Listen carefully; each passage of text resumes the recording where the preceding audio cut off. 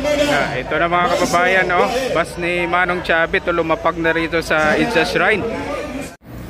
From the poorest to the fifth richest now in the country. Bakit Ilocos Norte nasa ilalim pa rin? Kami tinutulungan namin ng mga partners namin, libre lahat ang equipment. Magpunta kayo ngayon sa Ilocos Norte, lahat ng ospital libre. Libre lahat. Sa Ilocos Norte, wala yan. Sa Ilocos Norte, nasaan sila? And we are the 6th fastest growing economy sa buong bansa. So naglilingkod kami.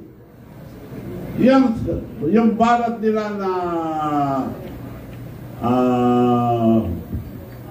dynasty, on record, tumakbo yung kapatid ko, kinuntra ko ayaw kong dynasty. Ako ang co-author ng anti-dynasty, dapat may batas. Tumakbo ang congresswoman, kinuntra ko, pupunta yung mga tao sa bahay, talaga ba hindi namin puputo ang kapatid nyo? Huwag nyo ibuto, dahil kung ibuto nyo, wala nang maniniwala sa akin. The most important, credibility. Kung anong pangako mo sa tao, yun ang gawin mo. So, ulit, yung kapatid ko, isang babae, tumakbong mayor, kinuntra ko rin. Ayaw ko. Pero lahat ng pinaupo kong congressman mayor, lumaban, kalaban ko. So, anong gagawin ko? Dipinayagan ko na yung mga kapatid ko, alalang ko matino, ngayon kami na pinakalimang mayaman sa buong bansa.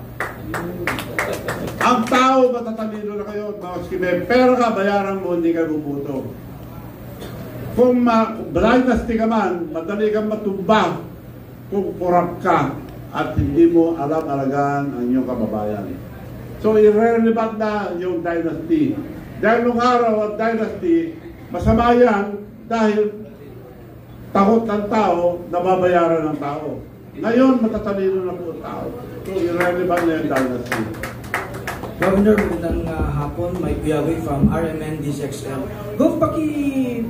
Gusto ko lang mabalikan kung ano ang parang nagtulak sa inyo kung bakit nagsasalita ho kayo na magrito, particular na sa Pangulong Ferdinand Marcos Jr. Ano yung nagtulak po sa inyo?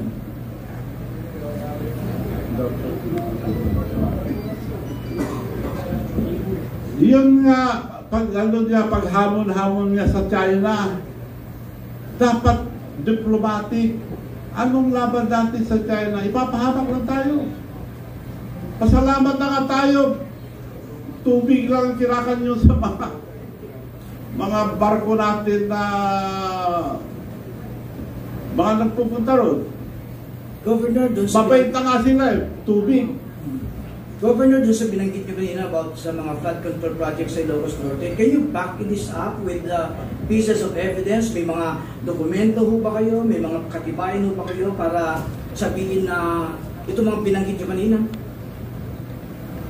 May nagsabi na sa akin, kaya ka sinasuggest ko sa mga ICI, Independent Commission on Infrastructure, unahin ang Ilocos Norte.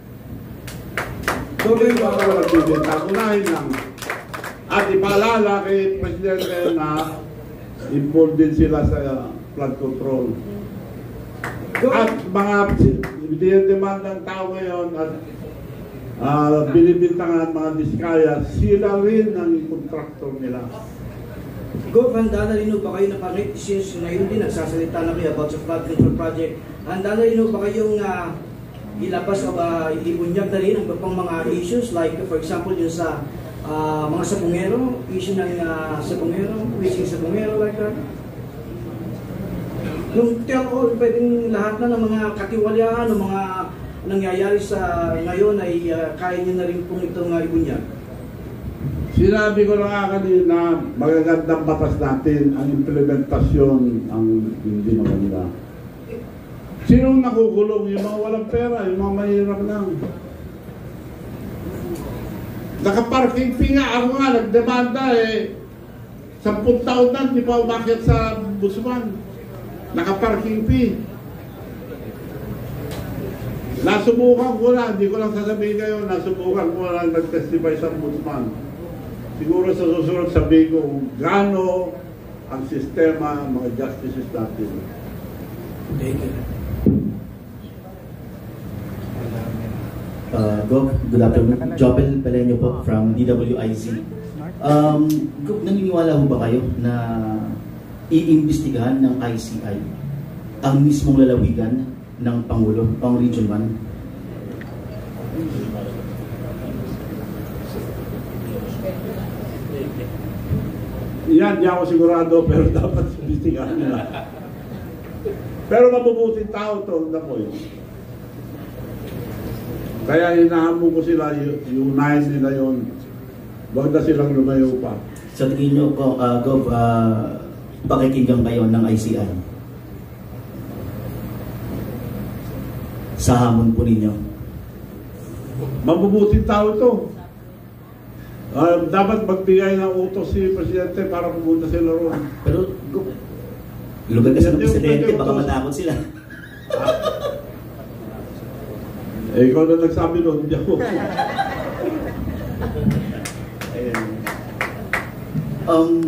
Ano po yung mas paniniwalaan natin na resulta kung sakasakaling magkaroon na ng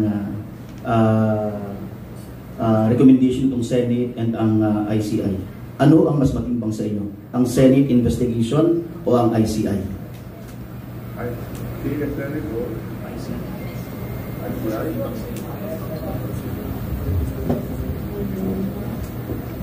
Well, sa Senate and Congress, majority always win.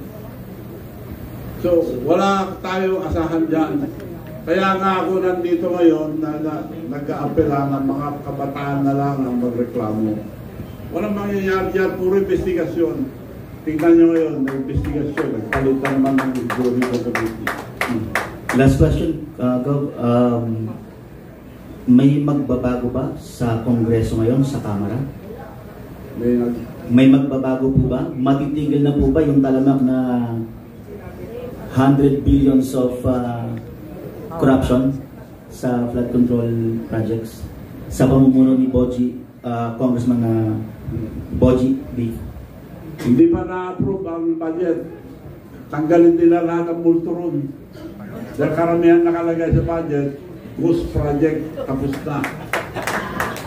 Kung hindi nila tatanggalin yung multo ron, nandun pa rin. Okay. Thank you, Gov.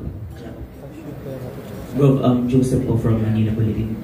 For clarifications lang po, you seem to be not satisfied with the change in leadership in the Congress and also with the ongoing Senate investigation. So first question is, bakit po hindi kayo satisfied?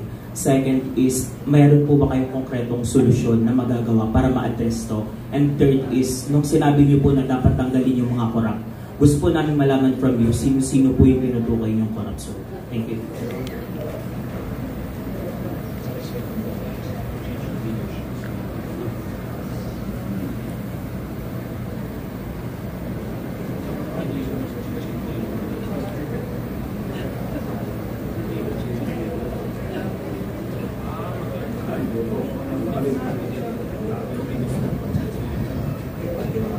Kaya kakwa kanina, hindi na andar itong gobyerno nito, palit.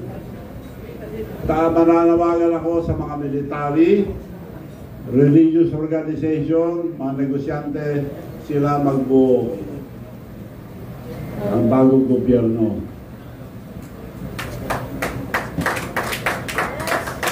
Mga matitino muna, including religious organization, sa military and police, sila mamuna muna. Alis muna lahat ng politician.